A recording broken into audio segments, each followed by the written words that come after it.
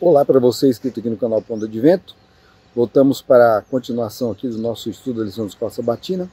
A lição dessa semana, ela vem trazendo por título Os Últimos Dias. Tá? Então é uma lição sobre escatologia do capítulo 13 de Marcos. Né? Ele equivale também ao capítulo 24, que é muito conhecido, o capítulo 24 de Mateus. Mateus ele é um pouco mais detalhado, né? Marcos é bem próximo de Mateus e Lucas ele é um pouco mais breve. Só que o conteúdo é praticamente o mesmo. Então você consegue pegar detalhes de cada um, do que falta em um, você acrescenta no outro, para você ter uma visão geral de tudo. Mas a gente vai falar só de Marcos hoje. E o texto que eu quero ler aqui, para a gente começar, é o que se encontra em Marcos 13, 26 a 27, diz: Então verão o Filho do Homem vindo nas nuvens, com grande poder e glória. E então ele enviará os anjos e reunirá os seus escolhidos dos quatro ventos, da extremidade da terra até a extremidade do céu. Veja, o capítulo ele começa como acontece lá no capítulo 24 também. Eles estão passeando pelo templo, contemplando ali a construção, né? Nessa época Herodes estava fazendo uma reforma também na região, então tinha coisa ainda que estava inacabada, mas o templo estava lá. O templo se encontrava lá com toda a sua beleza, então era assim, era o grande tesouro do povo de Israel. Eles tinham muito orgulho do templo, e ele nem era tão formoso como o de Salomão, né? A Bíblia mesmo declara que ele não era tão formoso, mas era para eles, e eles tinham, e detalhe, eles tinham medo de que acontecesse com esse templo o mesmo que aconteceu com o de Salomão, que foi destruído, né? Mas mal sabiam eles que a coisa ia se repetir. E o interessante é que se repetiu na mesma data, né? Os judeus, eles até hoje, eles comemoram no mês de Av, né? Eles eles lamentam a destruição dos dois templos que aconteceu no mesmo dia, né? No mesmo mês, a destruição dos dois. É uma coisa assim impressionante.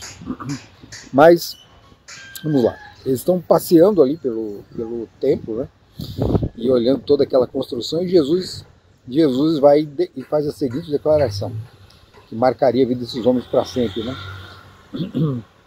Vocês estão vendo essas pedras todas aqui? A beleza, toda essa magnificência do santuário, das imediações do santuário. Então, tudo isso aqui vai ser destruído. Não vai sobrar pedra sobre pedra que não seja derrubada. Jesus estava prevendo ali a destruição do templo de Jerusalém, da própria Jerusalém, que aconteceu no ano 70 depois de Cristo. Então, isso aqui é um dos grandes argumentos assim, para que as pessoas entendam como o relato bíblico ele não é simplesmente histórico, né? Ele não apenas está contando uma história ali, mas ele é um livro profético.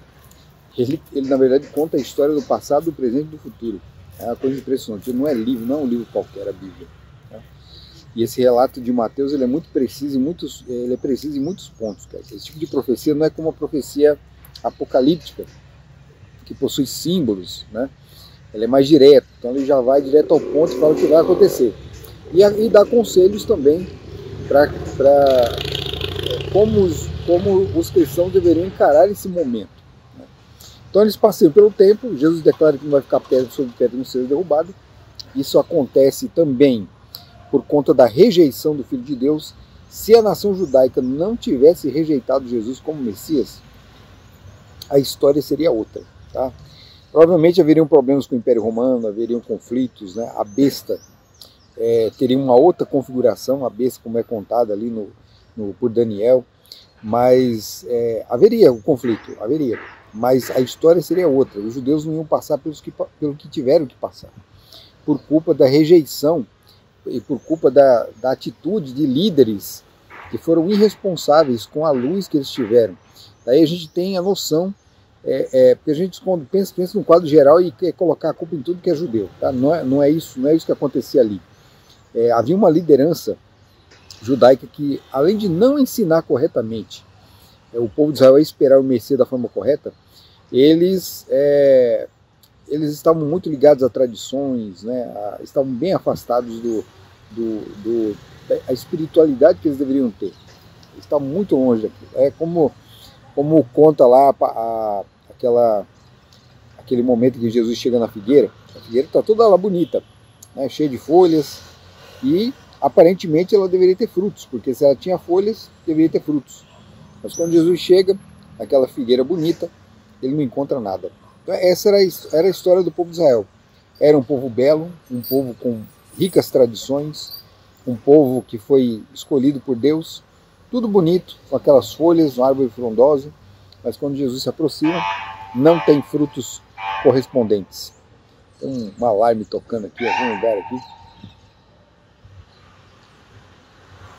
É carro da polícia. Está passando ali, né? Bom, e depois disso, Jesus vem falando sobre a abominação desoladora, né? O abominável da desolação, de que falou o profeta Daniel. Então, uma coisa que é importante a gente lembrar aqui no estudo do esse capítulo 13, o 24 de Mateus, é a sua ligação com o livro de Daniel. Essa ligação vai aparecer durante muitos momentos nos evangelhos, né? Sempre que Jesus falasse, olha, o tempo é chegado, né? Sempre que ele se refere ao tempo, o tempo está cumprido, ele está se referindo a Daniel, as profecias de tempo que se encontram em Daniel. Então ali em Daniel a gente tem prefigurado, com profecias de tempo, a história do Messias, né? A esperança do povo de Israel, a chegada do Messias, a sua morte, fica subentendida a sua ressurreição também, quando a gente analisa o contexto geral das profecias, né? E também o seu trabalho no santuário celestial. Então está tudo lá. E quando ele fala sobre abominável, ele dá um conselho ao povo. Olha, quando vocês virem, saber se está tudo próximo às portas. E lá em Mateus tem um conselho que Jesus dá. E é um conselho bem interessante. Ele fala assim, olha, orai, quando isso acontecer. O abominável da desolação aqui, na verdade, eram os exércitos romanos, né, quando eles sitiaram Jerusalém, para tomar Jerusalém, porque Jerusalém estava em combate, né, em conflito contra os romanos. E isso aí, na verdade, desencadeou uma série de tragédias e culminou na destruição do templo e na morte de milhares de judeus no ano 70 depois de Cristo. E Jesus, ele falou sobre isso. Ele falou assim, olha, quando esse momento chegar, orem para que a fuga de vocês não aconteça no inverno, certo? E não aconteceu, porque isso se deu no verão. Não aconteça no inverno e nem no sábado. Então os cristãos conseguiram fugir. Eles oraram, eles aguardaram esse momento. Eles oraram e quando surgiu a oportunidade, eles escaparam de Jerusalém. Aqueles que ouviram o comando de Jesus, né? Mas infelizmente os que não ouviram, os que ficaram, passaram por um aperto terrível antes da morte chegar. Esse conselho que Jesus dá aqui, ele vale para a gente também, tá? O evento já aconteceu, mas na destruição de Jerusalém nós temos uma prefiguração dos momentos finais da história do mundo. Da mesma forma como Deus deu orientações para o seu povo naquela época, ele nos dá hoje. E interessante que Marcos ele vai terminar com um texto assim bem interessante. Ele vai falar assim, olha, o que digo a vocês, digo a todos. Então, esse conselho final não era só para o povo judeu, para o povo de Israel ali dos dias de Jesus. Ele fala assim, o que digo a vocês, digo a todos, vigiai. Então, assim como eles deveriam ter vigiado naquela época, e estar atentos a todos os sinais, tudo aquilo que apontava para a destruição de Jerusalém, nós devemos estar atentos hoje, vigiando, atentos a todos os sinais que apontam para a segunda vinda de Cristo. Mas atentos, não com medo, tá? Porque as pessoas transformam esse tema da volta de Jesus num assunto tenebroso. Na verdade não é. Essa é a grande esperança do povo de Deus, a grande esperança. Então nós devemos estar atentos aos sinais, aguardando a breve volta e lembrando que o grande sinal, o demarcador, aquilo que vai definir né? O que vai apressar a volta de Jesus é a pregação do Evangelho, tá? Então, às vezes você fica assim muito preocupado com terremotos e maremotos e, né, tudo isso que estava ali realmente profetizado, tudo estava descrito ali no texto, mas o evento mais importante não é esse não, tá? É um evento que conta com a nossa participação. Nós temos que pregar o Evangelho a todo mundo, e aí, quando pregarmos o Evangelho a todo mundo, em testemunho das nações, então virá o fim. Para finalizar, na semana passada eu deveria ter comentado aqui, eu não consegui fazer o vídeo, comentando sobre o grande mandamento de que fala Jesus lá também no livro de Marcos, e eu queria ter deixado um vídeo aqui para vocês verem nesse comentário, mas não deu. Então, o grande mandamento que é comentado lá no livro de Marcos, né, na lição passada, é a leitura que Jesus faz, né, quando ele conversa ali com aquele estudioso da lei, né, o escriba. Ele conversa com ele e responde que o grande mandamento da lei é: ouve Israel, o Senhor nosso Deus é o único Senhor.